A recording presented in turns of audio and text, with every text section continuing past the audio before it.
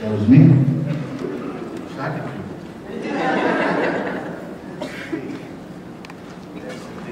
That's a lot of energy. Let's keep it moving, ladies and gentlemen. The next person is going to grace us with their talents, with their presence, is Miss Brother Pepe Serna. He's a veteran actor who's appeared in over 100 movies, 300 television shows. This gentleman has hung out with some of the greats like Clint Eastwood, Al Pacino, Kevin Costner. In addition to his acting career, Mr. Serna is a master teacher with over 40 years of experience teaching people from all walks of life. The unique thing about his workshops is that he's able to take an environment and create and promote childlike activities, enabling the most shyest person to burst out of that shell and display for the first time a confident exuberance of expression. He uses through role play. Participants learn to listen, get in touch with their inner core instincts, and enhance their creativity. This allows them to create and strengthen their public speaking skills and finding new ways of seeing old challenges. This Renaissance man of the millennium has also accomplished as an artist. His paintings reflect the vibrant and tropical colors of his beloved Mexico. He has recently been commissioned by the Los Angeles Edinburgh Metropolitan Project and the Mark Taper Foundation to paint an inspirational canvas on the subject of reading. Ladies and gentlemen, it's an honor and a pleasure to present to you this morning, Mr. Pepe Serna.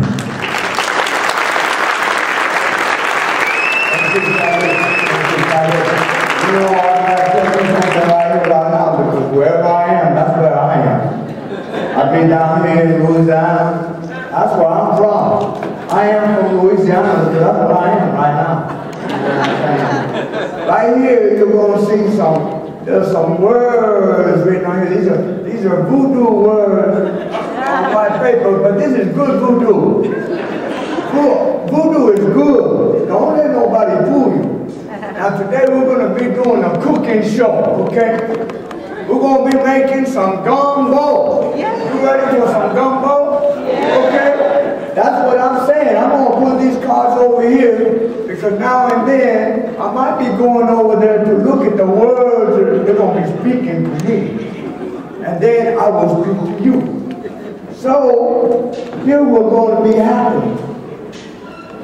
I am here today because of three incredible people.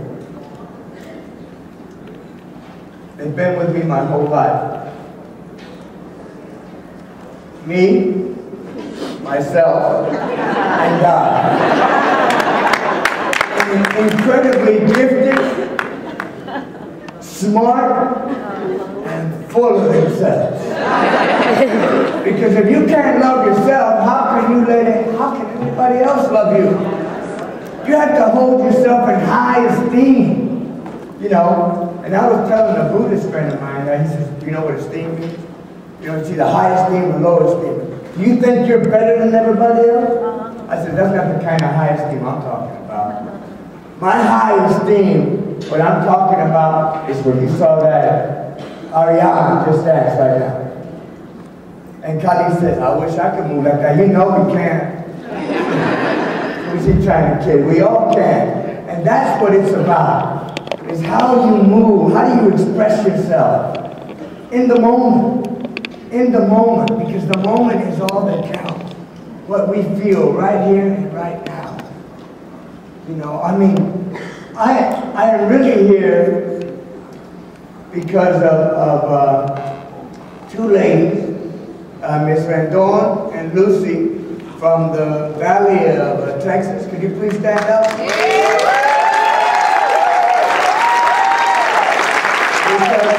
Because one of the ladies from Head Start came down and they said, do you know somebody, you know? And they knew somebody because I had been doing my thing in corporate. So if anybody wants me to come run my workshops or what have you, I do a one-man show. I I got cards, I got brochures, because don't be ashamed to sell yourself. Because that's what it's about. But how do we connect? That's the triad. They knew me, they knew her, so they connected me to her. And that's what we have to do. Now I would like my workshop participants from yesterday to please stand up. The parents that were in my workshop yesterday that are here, could you please stand up? Are you the only one that's here? 11, 2, 3, 4. But let me tell you, a lot of people left. These parents, I've done a lot of workshops throughout the years. That's an old brochure. I've been doing it for 50 years. And they threw themselves into this workshop like I don't think I've ever had even professionals do it. So, what are y'all doing still standing up? Now sit down, y'all can sit down. But you know, it's a book that Mr. Kali was talking about. You parents, you know, are important to me. You are the children. The parents are the children. See, in the Latino culture, and I'm sure it's in the African American culture, it's in the culture of motherhood and fatherhood that our children are everything. That we're going to put everything we have into our children. Everything. We're going to buy them, or we can buy them. We're not going to get dressed up. We're going to make sure they have clothes. We're going to make sure that they are dressed. Right? But guess what? Wait. You can save the clapping to the very end. We don't have that much time, and I got a whole lot to tell you. Because the reality is that you are the children. And until you start celebrating who you are, and start understanding that you have to educate yourself every moment of every day, and not only that you do have to educate yourself, but realize that you are educating yourself. Every time you open up a magazine, I don't care if it's just a rag magazine, looking to see what Angelina Jolie and Brad Pitt are doing, or what Pepe said. Oh no, you're not going to hear that because they never write about me. But the idea is that a father who is reading about carburetors on how to fix his car, and he's looking. Your child is looking at you, looking at you're reading. You want to, the ladies want to cook and go to a cookbook, and you're looking to see what the recipe is, and then you start involving your children within that. That's important. You have to go. There are so many inspirational books. I wasn't a good student. I was a bad student, as a matter of fact, but I was given the gift that I knew I was an actor since I was 3 years old. And I say since I was 3 because I know it was since I was born, because I knew that I was doing it at 3. And I had the support of my family and friends to always be laughing with me. That's the way I took it. I didn't think they were laughing, you know, making fun of me. You know, because to me, when you're making fun of me, you're laughing with me. Because it's all how you see things. It's how you receive it. And that's why books are so important to read. And self-help books are really good. There's a great book that I just recently read, John King. It's Tribal Leadership. And the 5 stages of life is, my life sucks. Actually, the first one is life sucks. And those are prisoners, gang members. Now, my life sucks is the second one. And that's people who are stuck in the rut of a job that they don't like. That you think you're in that rut. But in reality, you can change that by just saying, hey, I'm not in the rut anymore. I'm enjoying what I'm doing. The third step is a lot of lawyers, doctors, professionals that say, I'm great. And you're not. I'm great. You're not. A lot of people are like that. They think that because they rise to the highest esteem and that they rise to a certain, wherever the heck they think they are, I don't know. But that's not. When it starts getting good, it's the 4th stage in life. is that we're great. Head Start is great. What you are doing as a community is great. And then it becomes like the apples and the engine is that life is great. Because life is great. And yeah, is it tough? Oh yeah, it's tough, but what does tough mean? What does tough mean? You know, the soldiers that are in Iraq or Afghanistan going to protect our country, or the poor children that are stuck in the rut of having the misfortune of being born in Iraq or Afghanistan and putting yourself in somebody else's shoes. You know, then it starts like, you know, okay, well maybe it's not. And we have to look at things a little bit different. You know, it's just the book that I really want to start talking about right now is I want you to visualize this. Napoleon on a hill.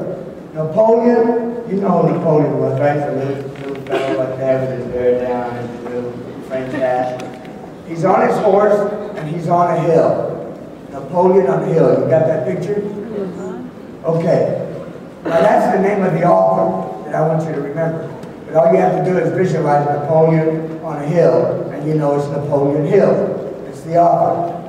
And what he's doing, Napoleon is overlooking, he's in France, he's overlooking England, Italy, Spain, Germany, all the lands that he's going to conquer, all the riches that he's going to get. He's thinking about how he's going to grow rich. So the name of the book is Think and Grow Rich. Napoleon Hill wrote it in 1937. As a youngster, Andrew Carnegie, the great steel magnate, challenged him, said, are you interested in doing some research and researching and interviewing 500 of the greatest industrialists of the time? But it's going to take you 20 years to do it. And while you're doing this, you're going to have to find ways and means to make a living. But he did. He did do that. And so what it is there's 13 chapters on how to become successful. Rich, when I'm going to be talking about rich, the rich I'm talking about is the new rich, is success. And what is success? Is that, yeah, success is about money, how you balance your checkbook every day, about your business, how you do your business, and if your business is raising your children, how are you doing? How is your business doing? Could it be doing better? Could you be educating yourself a little bit more so that you can give to that child? Because we're in a very competitive world now. It's like no time in the history of man. The world is flat, Thomas Friedman. And before we were saying everything is being outsourced to China, to India, Japan. Now we have to realize you are the source. Now you have to become the source. And when you become the source, your child becomes the source. And then they start feeling empowered and knowing that communication is everything. And that's when Ariane came up here and was dancing and was talking about it. And that's the kind of passion you gotta have. You gotta have that passion. The enthusiasm comes from the Greek words "en theo," which means God within. En theo is God within. Like they say, do you feel me? You know what I'm saying? That's when you're like with the Spirit. You know, is it religious? It can be anything you want it to be. The Spirit, man, when we receive our information, is unbelievable. We think we just have the five senses, but you'll see that it's way beyond that. And so, know that all of that. So, And the first thing is that thoughts are things. And the thoughts that you're thinking, that I'm throwing out at you, and then every one of you, everything that I'm saying, you're taking off on your own trips. You know, well, boom. Whatever it is that you're thinking about. And powerful things at that. You know, and when you mix it with definiteness of purpose, persistence, and a burning desire for their translation into riches and other material objects, then you're on your way. But you have to know where you're going. You have to know where you're going. You can't just success is not going to come to you. You have to go to success. You have to understand that you have to have a burning desire for something. Then we go desire. Desire. I have to read these over and over again because it was written in 1937, and the language sometimes is like, it's English, but you know, it's sophisticated. It's like, and how can I read it to express it to you so that I can understand it? Desire. Whatever the mind of man can conceive and believe, it can achieve. And it's the first step to riches, to success. It's every human being who reaches the age of understanding of the purpose of money wishes for it. But wishing will not bring riches. You know, oh God, if I could only hit the lottery. Oh God, if I could get that. No. Wishing will not bring it. But desiring riches with a state of mind, desiring riches, and that's desiring a purpose with a state of mind that becomes an obsession. And then planning definite ways and means to succeed, to acquire those riches. And now you've got to back those plans with persistence, which does not recognize failure, will bring riches. Persistence.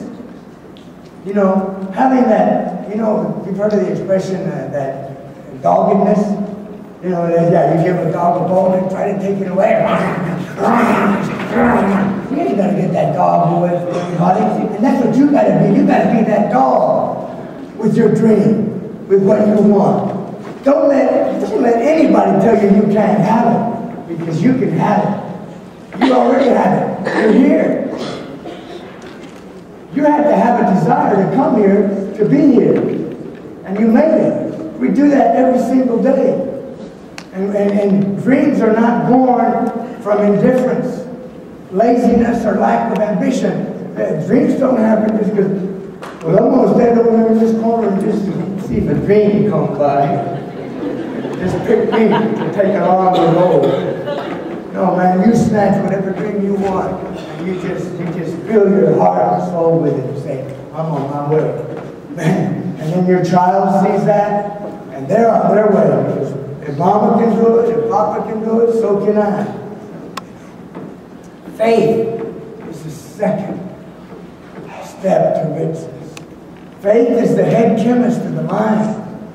So wait a minute, what's this guy talking about? Faith is the chemist of the mind? Yeah, when faith is blended with a vibration of thought and mixed with persistence and desire, and then things start happening. Those things that we think in terms of faith is like, well, you go and then you have faith in the Lord, that you have faith at a church. Well, there's so much more than that. Because you can't just, you know that you can't just go to church or to the temple or wherever it is that you go to pray or to receive the gift of life, is that you have to believe it. You can't just go in there and say, well, I'm a Catholic, and Saturday I can go to confession, and then Sunday I can make that sin all over again. I will be forgiven the next time I go to confession. It doesn't work that way. There are so many these, and I want you to read the book, because I can walk you through all of it. You know, auto-suggestion, the medium for influencing the subconscious mind. Do you know what the subconscious mind is? The subconscious mind is anywhere you want to put it, man. We receive things, and it goes to the subconscious mind, and it files it away like we file letters in a filing cabinet, and you can draw them out anytime you want. You know, the law of suggestion through which any person may rise to altitudes of achievement which stagger the imagination are well described in the following verse. If you think you are beaten, you are. If you think, you dare not, you don't. If you like to win, but you think you can't, it's almost certain you won't. If you think you are outclassed, you are.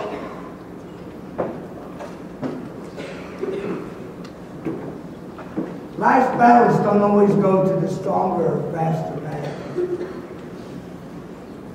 But sooner or later, the man who wins is the man who thinks he can. You've got to think high to rise. You've got to believe in yourself before you can ever win a prize. And say, well, you know, if you throw yourself over the bar, then if you throw your idea, you know, as high as you can put it, you throw your idea, your heart and soul, over that bar, then your body will follow. Believe in yourself, you know. So, closing off, there's so many things, but I've got, for my one-man show, a character that I like to do, and he's called, I'm going to do it for you right now, and closing off here. My name is Bubba Joe Jr. Sanchez, and I am a rootin' shooting, straight shooting son of a gun. I am a triple threat icon. I am a Tex icon, Mex icon, Amer icon. It's the Mexican millionaire's millennium. I am rich. And I'm going to help get you all out of the poorhouse. Rich people, we say, I made it happen. Poor people say, what do you mean what happens, happens. It's meant to be. Lo que quiere Dios, whatever God wills. Well, my God told me, no uncertain terms, so what's good for the goose is good for the gander. Amigos, I'm here to inspire you. Head Startians, Immigrantes, Estudiantes, Profesionales, to learn to speak, read, and write in English, in Espanol, in English, and Spanish. Because in order to beat the gringo at bingo, you gotta learn the lingo.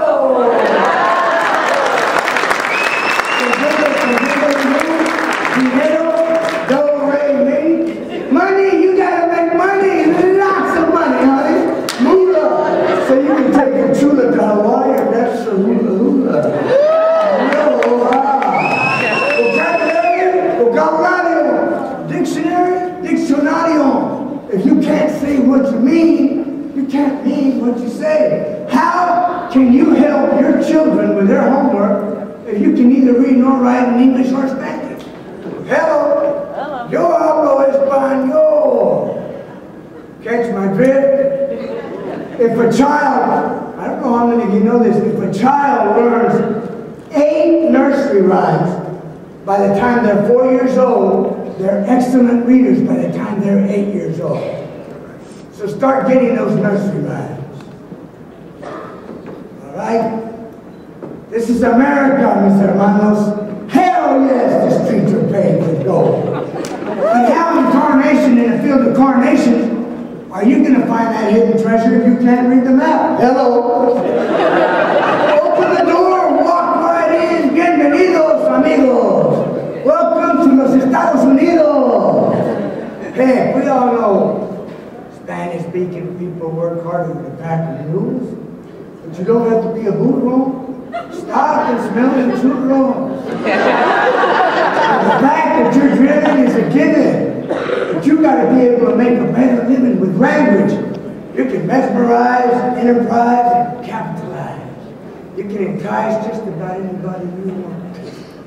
A lot of you are naturally gifted, genuine artists, regular Leonardo da Vinci's of the workplace.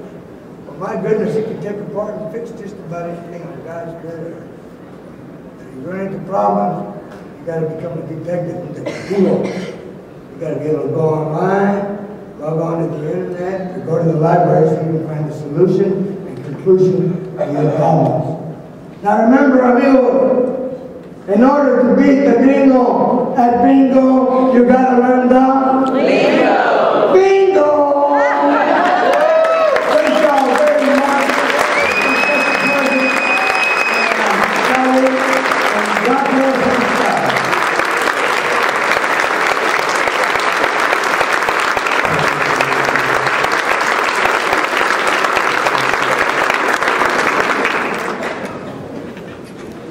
Okay, on behalf of the National Head Start Association and the 28th Annual Parent Conference, I'd like to give you a small token of appreciation, and it reads, "One future making, one mind awakening, world shaking window of opportunity."